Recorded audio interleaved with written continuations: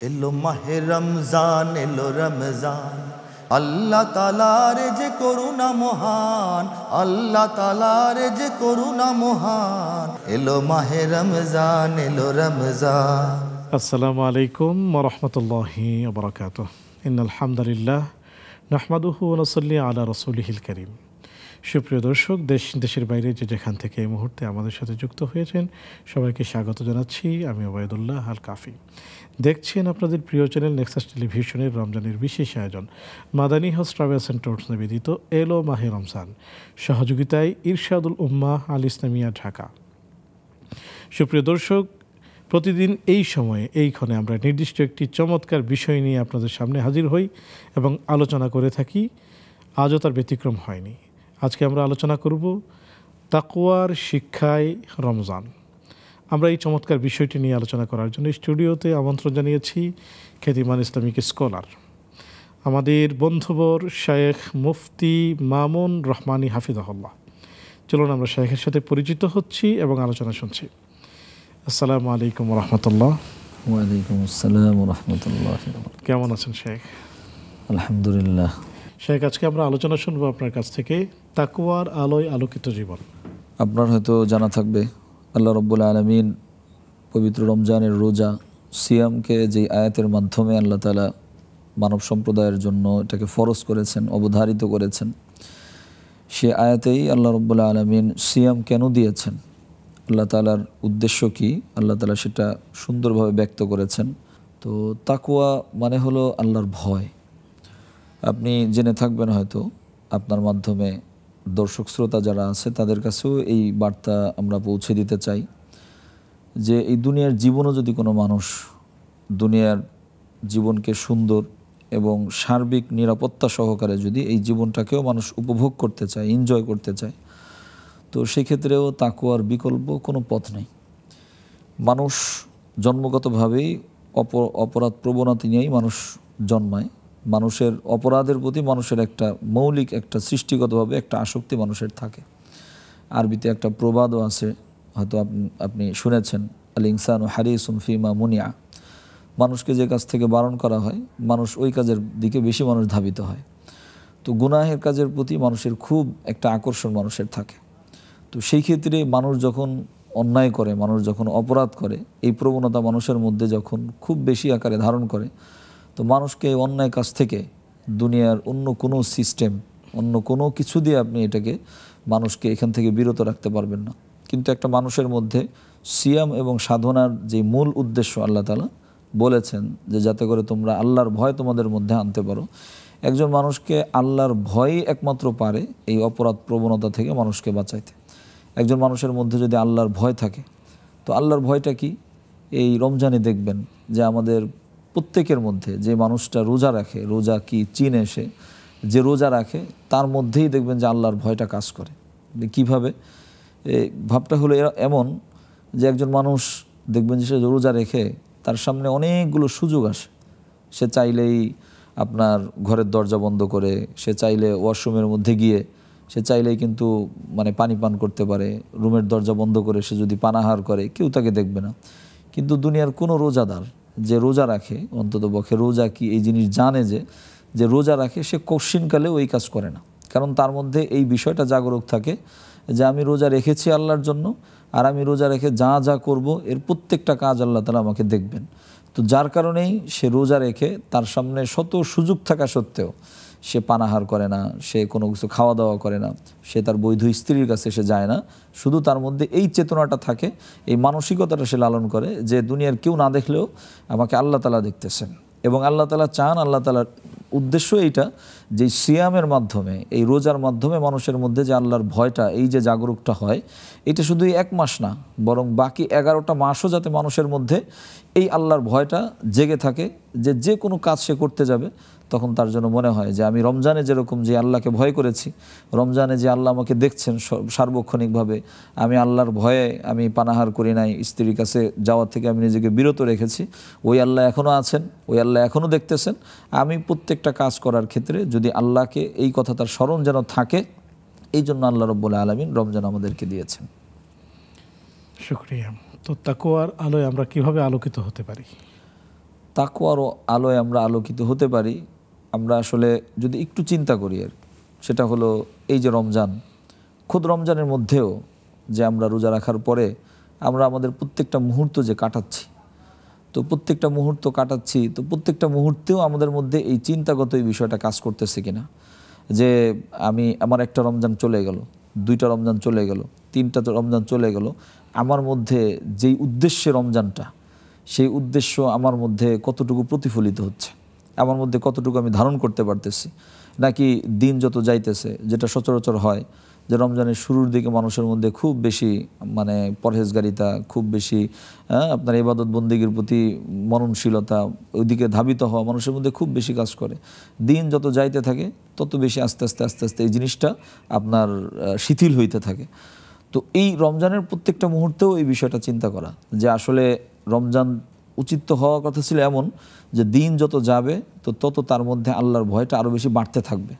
তো এই বিষয়টাও চিন্তা করা, এবং এই বিষয়টা এখানে যত বেশি চিন্তা করব যে প্রত্যেকটা মুহূর্তে যে আমি আপনি এখন যে বসা আছি এখানে কথাবার্তা বলতেছি, এই মুহূর্তেও কিন্তু আল্লাহ তাআলা আমাদেরকে দেখতেছেন, এবং আমাদের এই সব কিছুই কিন্তু আল্লাহ তাআলার নখদর্পণের মধ্যেই হচ্ছে। তো এই জন্য মানুষ এই চিন্তাটা যত বেশি মানুষ তার মধ্যে লালন করবে, তো তার জীবনটা তত বেশি সুন্দর হবে। এবং প্রত্যেকটা সেক্টরে, প্রত্যেকটা স্তরের মানুষ যদি এই বিষয়ে ফিকির করে, যে যেখানে তার দায়িত্ব পালন করতেছে, সে যদি এই চিন্তা করে যে আমি আমার এসি রুমের মধ্যে বসে যা কিছুই করছি না কেন, আমার সৃষ্টিকর্তা আল্লাহ কিন্তু আমাকে দেখতেছেন, এবং এই বিষয়টা পরিপূরক হবে তখন, সম্পূর্ণ হবে তখন যখন মানুষের মধ্যে পরকালীন একটা চিন্তা থাকবে। শেখ, আমরা আসবো ইনশাআল্লাহ তাআলা একটি বিরতি নিয়ে তারপর। জি, সুপ্রিয় দর্শক, দেখছেন আপনাদের প্রিয় আয়োজন Madani house travels and tours নিবেদিত এলো মাহে রমজান, সহযোগিতায় ইরশাদুল উম্মাহ আল ইসলামিয়া, ঢাকা। সময় হলো একটি বিজ্ঞাপন, বিরতিতে যাবার, ফিরছি একটু পর। আল্লাহ তাআলার যে করুণা মহান, এলো মাহে রমজান, এলো রমজান। আসসালামু আলাইকুম ওয়া রাহমাতুল্লাহি ওয়া বারাকাতুহু। সুপ্রিয় দর্শক, বিরতির পর সাদর আমন্ত্রণ জানাচ্ছি আপনাদের প্রিয় আয়োজন Madani house travels and tours নিবেদিত এলো মাহে রমজান, সহযোগিতায় ইরশাদুল উম্মাহ আল ইসলামিয়া, ঢাকা। আলোচনা করছেন শেখ মামুন রহমানী হাফিজাহুল্লাহ, সাথে আছি আমি ওবায়দুল্লাহ আল কাফি। চলুন আমরা শেখের কাছে যাচ্ছি।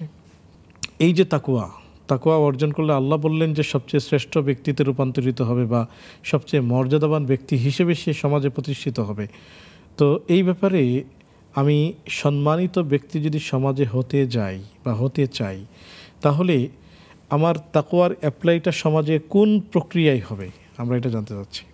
অত্যন্ত সুন্দর একটা পয়েন্ট আপনি তুলে ধরেছেন যে তোমাদের মধ্যে সবথেকে বেশি সম্মানিত এবং মর্যাদাপূর্ণ ইনদাল্লাহ, আল্লাহর কাছে। তার মানে হলো যে আসলে তাকওয়াবান হইলেই দুনিয়ার মধ্যে যে তার সম্মান প্রতিষ্ঠিত হবে, বিষয়টা কিন্তু এমন নাও হতে পারে। কিন্তু সচরাচর এমন হয় না। যেটা হয় সেটা হলো যে তাকওয়াবান যদি কেউ হয়, কেউ যদি আল্লাহ ভীতি নিয়ে কেউ যদি চলে, সে যদি তার ধর্মকে চর্চা করে, আল্লাহ রাসূলের বিধানগুলো সে যদি তার লাইফে অ্যাপ্লাই করে, তো সমাজেও তার একটা আলাদা একটা সম্মান তার সমাজেও প্রতিষ্ঠা হয়। কিন্তু প্রশ্নটা হলো যদি সমাজে সম্মান তার প্রতিষ্ঠিত নাও হয়, অনেক ক্ষেত্রে এরকম দেখা গেছে যে একজন খুব আল্লাহ ভীরু মানুষ, তাকওয়াবান একজন মানুষ, কিন্তু সমাজের অনেক মানুষ তাকে চিনেও না, সে একেবারেই সমাজের একদম অপরিচিত একজন মানুষ হয়ে থাকে। কিন্তু বিষয়টা হলো এই সম্মানের মূল বিষয়টা, তাকওয়ার মূল বিষয়টা হলো সম্মান হবে আল্লাহ তাআলার কাছে, ইন্না আকরামাকুম ইনদাল্লাহি। হ্যাঁ, তবে এটাও হয় যে সমাজের যখন একজন মানুষ আল্লাহর ভয় নিয়ে চলে, তো সমাজের মধ্যে মানুষের অন্তরের মধ্যেই আল্লাহ তাআলা তার একটা সম্মান সমাজ সবার মধ্যে প্রতিষ্ঠা করে দেয়। আল্লাহ রাসূলের এই হাদিস আপনি হয়তো শুনেছেন, আপনার জানাও আছে। সেটা হলো আল্লাহ তাআলা যখন কোনো মানুষ তাকওয়াওয়ালা হয়, কোনো মানুষের মধ্যে যখন আল্লাহর ভয় চলে আসে, তো আল্লাহ রাব্বুল আলামিন তখন আসমানের মধ্যে এটা ঘোষণা করেন, ইন্নাল্লাহা ইউহিব্বু ফুলানান ফাহিব্বুহু। জিবরাইলকে ডাক দিয়ে বলেন আল্লাহ তাআলা যে জিবরাইল, অমুক ব্যক্তিকে আল্লাহ তাআলা পছন্দ করেন, ভালোবাসেন, তুমিও তাকে পছন্দ করো এবং ভালোবাসো। জিবরাইল আলাইহিস সালাম তখন সমস্ত আসমানের ফেরেশতাদের মধ্যেও এই ঘোষণা দেন, ইন্নাল্লাহা ইউহিব্বু ফুলানান ফাহিব্বুহু, যে আল্লাহ তাআলা অমুক মানুষটাকে ভালোবাসেন, তো তোমরাও সবাই তাকে ভালোবাসো। এরপরে হাদিসের শব্দ হলো এরকম, সুম্মা ইউদাউ লাহুল কবুলু ফিল আরদ, যে এরপরে জমিনের মধ্যে তার জন্য এমন একটা অবস্থান তৈরি হয় যে সবার কাছে সে গ্রহণযোগ্য, সমাদৃত এবং সবার আস্থা এবং ভালোবাসার পাত্র। এবং সমাজের বাস্তব চিত্রটাও এমন দেখবেন যে একজন মানুষ যখন কাউকে মৌলিক অর্থে যদি মানুষকে বলেন যে মানুষ মৌলিকভাবে মন থেকে সম্মান, দিল থেকে শ্রদ্ধা কাকে করে, তো দেখবেন যে সমাজের ভালো মানুষগুলো, যে মানুষগুলো আল্লাহকে ভয় করে চলে, যে মানুষগুলো ন্যায় নীতির উপরে চলে। তো ন্যায় নীতি বলতে কি? ন্যায় নীতি বলতেই দেখবেন যে এই দুনিয়াতে যত ভালো নীতি, এগুলো সব দেখবেন যে আল্লাহর ভয় থেকে, আল্লাহ রসুলের বিধান থেকেই এটা আসা। আল্লাহ রসুলের বিধান ওইটার থেকে বাহিরে গিয়ে দুনিয়াতে সুন্দর কোনো জিনিস, ভালো কোনো জিনিস, এটা আমরা বলবো যে হতেই পারে না। কারণ দুনিয়ার যেটাই ভালো সেটাই দেখবেন যে আল্লাহ তাআলা এবং আল্লাহ রসুলের কোনো না কোনো দিক থেকে সেটার প্রতি আদেশ বা উৎসাহ, এটা আল্লাহ রসুলের পক্ষ থেকে আছে। তাহলে কি এই রমাদান আমাদেরকে সেই তাকওয়াই শেখাতে এসেছে, ট্রেন আপ করতে এসেছে যে আমরা এই রমজানুল মুবারকে নিজেকে সেভাবেই ট্রেন আপ করাবো যে আমরা যেমন এখন আল্লাহকে ভয় করে পানি খাচ্ছি না, খাবার খাচ্ছি না এবং নিজের বৈধ স্ত্রীকে ব্যবহার করছি না, ঠিক একইভাবে বিজনেস করতে গেলে সেখানে আল্লাহর ভয়েই কম দিব না। এই জাতীয় ট্রেন আপ করাতেই কি রমজান এসেছে? জি জি জি, মানুষকে আল্লাহর ভয়টার মৌলিক শিক্ষাটা দেওয়ার জন্য রমজান এসেছে। কিন্তু যেই মৌলিক শিক্ষাটা সে এখানে আপনার নিবে, তার মধ্যে সে এটাকে অর্জন করবে, এটার অ্যাপ্লাই করবে সে রমজানের বাহিরে গিয়ে। সে রমজানের মধ্য থেকে যে আল্লাহর ভয়ের যে শিক্ষাটা সে নিল, তো এই ভয়টা এবং ওই চিন্তার থেকেই সে নিজেও কিন্তু এটা করে যে সে ভয় করতেছে আল্লাহকে ভয় করার জন্য সেই কাজগুলো থেকে বিরত আছে। তো এই চিন্তাটা সে এখান থেকে নিবে যে আমি রমজানের রোজা রেখে যে আল্লাহর ভয়ে আমি পানাহার করতেছি না, আমি নিজের বৈধ স্ত্রীর কাছে যাচ্ছি না। কেন যাচ্ছি না? সুযোগ তো আমার সামনে আছে, তাহলে আমি আল্লাহর ভয়ে যাচ্ছি না। তো আল্লাহর ভয়ে কেন যাচ্ছি না? যে আমি এটা করতে পারি, কিন্তু আল্লাহ তাআলা দেখবেন, এবং আল্লাহ তাআলা দেখবেন পাশাপাশি পরকালীন একটা শাস্তির সম্মুখীন আমাকে হতে হবে। তো এই যে আল্লাহ দেখতেছেন এবং পরকালীন শাস্তির সম্মুখীন হতে হবে, এই দুইটা বিষয় মানুষ যদি তার জীবনে সে এটাকে যদি লালন করে, এখান থেকে সে এটা নেয়, তো সে ধরেন ব্যবসায়ী যখন হবে, তো সে ব্যবসায়ী তার ওইটা থাকবে যে আল্লাহ আমাকে দেখতেছেন এবং আমি যা করব পরকালীন জীবনে এটাকে আমার আল্লাহ তাআলার প্রশ্নের সম্মুখীন আমাকে হতে হবে। সে ব্যবসায়ী এই ব্যবসায় চিন্তা করবে, যে অফিস করে একজন অফিসার সেই চিন্তা করবে, একজন প্রশাসনের লোক সে এটা চিন্তা করবে, যে জায়গায় আছে, এমনকি খোদ ধরেন রাষ্ট্রপতিও যিনি হবেন, দেশের কর্ণধারও যিনি হবেন, তিনিও তো এই চিন্তা তার মধ্যে থাকবে যে আমি যেটা করতেছি এটা আল্লাহ দেখতেছেন, এবং আমি যদি আল্লাহর নিয়মের বাইরে গিয়ে কোনো কিছু করি তো মৃত্যু পরবর্তী জীবনে কিন্তু আমাকে এর জন্য আল্লাহ তাআলার কাছে প্রশ্নের সম্মুখীন হতে হবে। শুকরিয়া শেখ, শুনবো ইনশাআল্লাহ তাআলা, আসবো আপনার কাছে একটি বিরতি নিয়ে। সুপ্রিয় দর্শক, দেখছেন আপনাদের প্রিয় আয়োজন Madani house travels and tours নিবেদিত এলো মাহে রমজান, সহযোগিতায় ইরশাদুল উম্মাহ আল ইসলামিয়া ঢাকা। সময় হলো আরও একটি বিজ্ঞাপন, বিরতিতে যাবার, ফিরছি একটু পর।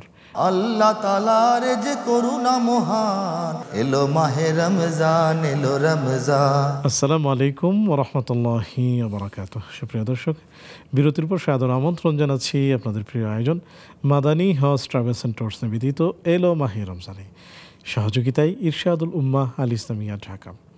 শেখ আলোচনা করছিলেন তাকওয়ার আলোয় আলোকিত রমাদান। আমরা বাকি আলোচনা শুনতে শেখের কাছে যাচ্ছি। শেখ, আমরা রোজা রাখছি, নামাজ পড়ছি, এটি তো ইবাদত। বিজনেস করা সেটিও কি ইবাদত? ব্যবসা সম্পর্কে আপনি জেনে থাকবেন, প্রিয় নবী সাল্লাল্লাহু আলাইহি ওয়াসাল্লামের ইরশাদ হলো আত্তাজিরুস সাদুকুল আমিন কান্নাবিয়িন ওয়াস সিদ্দিকিন ওয়াস শুহাদা ওয়াস সালিহিন। হাদিসের মধ্যে এসেছে যে দুইটা শর্ত মেনে ব্যবসা করবে, একটা হলো তার সততা আর একটা হলো তার আমানতদারিতা। সততা এবং আমানতদারিতার সাথে যদি কেউ ব্যবসা করে, প্রিয় নবী সাল্লাল্লাহু আলাইহি ওয়াসাল্লাম বলেন যে কিয়ামতের ময়দানে তার হাসর হবে নবীদের সাথে, শহীদদের সাথে, সিদ্দিকিনদের সাথে। তো কিন্তু ব্যবসাটা তখনই ইবাদত হবে যখন ব্যবসার মধ্যে আমানতদারিতার থাকবে, ব্যবসার মধ্যে সততা থাকবে। সততা এবং আমানতদারিতার সাথে যখন ব্যবসা হবে, তো এটা নামাজ যেমন একটা ইবাদত, রোজা যেমন একটা ইবাদত, তখন ব্যবসাটাও ইবাদত হয়ে যাবে। শেখ জাযাকুমুল্লাহু খায়রান। আমরা কোরআন নাজিলের মাস রমজান মাসে আমরা একটু কোরআনুল কারীমের তিলাওয়াত শুনতে চাই। আল্লাহ তাআলা আমাদের সবাইকে, যেহেতু কোরআন নাজিলের মাস এবং কোরআন রমজানে শ্রবণ করা এবং মানুষকে শ্রবণ করানো উভয়টাই আল্লাহ রসুলের সুন্নাহ। হাদিস শরীফের মধ্যে এসেছে রমজান মাসেই প্রিয় নবী সাল্লাল্লাহু আলাইহি ওয়াসাল্লাম জিবরাইল আলাইহিস সালামের থেকে কোরআন শুনতেন এবং জিবরাইল আলাইহিস সালামকেই কোরআন শোনাইতেন। তো সেই হাদিসের উপর আমল করে সেই সুন্নাটাকে আমরা আপনার এই নেক্সাস টেলিভিশনের মাধ্যমে, এটা একটা সুন্নাহ সবাইকে জানান দেওয়ার জন্য, যেহেতু এখানে আগমন ঘটেছে আমাদের, তো এই জন্য আমি একটু তিলাওয়াত করতেছি আর কি। ইনশাআল্লাহ। أعوذ بالله من الشيطان الرجيم. بسم الله الرحمن الرحيم. ألم تر إلى الذين أوتوا نصيبا من الكتاب يدعون إلى كتاب الله ليحكم بينهم ثم يتولى فريق منهم وهم معرضون. ذلك بأنهم قالوا لن تمسنا النار إلا أياما معدودات وغرهم في دينهم ما كانوا يفترون. فكيف إذا جمعناهم ليوم لا ريب فيه ووفيت كل نفس ما كسبت وهم لا يظلمون. قل اللهم مالك الملك تؤتي الملك من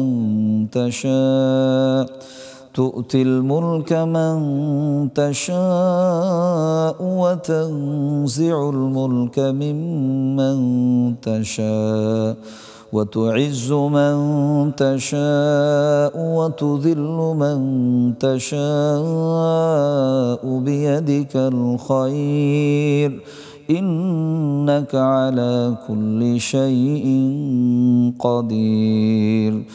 تولج الليل في النهار وتولج النهار في الليل وتخرج الحي من الميت وتخرج الميت من الحي وترزق من تشاء بغير حساب. لا يتخذ المؤمنون الكافرين أولياء من دون المؤمنين ومن يفعل ذلك فليس من الله في شيء إلا أن تتقوا منهم تقاه ويحذركم الله نفسه وإلى الله المصير. قل إن تخفوا ما في صدوركم أو تبدوه يعلمه الله ويعلم ما في السماوات وما في الأرض والله على كل شيء قدير. মাশাআল্লাহ মাশাআল্লাহ, অনেক অনেক শুকরিয়া, জাযাকুমুল্লাহ। ওয়াইয়াকুম। সুপ্রিয় দর্শক, সময় হলো বিদায় নেবার। আজকের এই ছিল আমাদের আয়োজন। আগামী পর্ব দেখার আমন্ত্রণ জানিয়ে আজকের মতো বিদায় নিচ্ছি। সে পর্যন্ত ভালো থাকুন, সুস্থ থাকুন। আসসালামু আলাইকুম ওয়া রাহমাতুল্লাহি ওয়া বারাকাতুহু। এলো মাহে রমজান, এলো রমজান, আল্লাহ তাআলার যে করুণা মহান, আল্লাহ তাআলার যে করুণা মহান। এলো মাহে রমজান, এলো রমজান, আল্লাহ তাআলার যে করুণা মহান, আল্লাহ তাআলার যে করুণা মহান। এলো মাহে রমজান, এলো রমজান।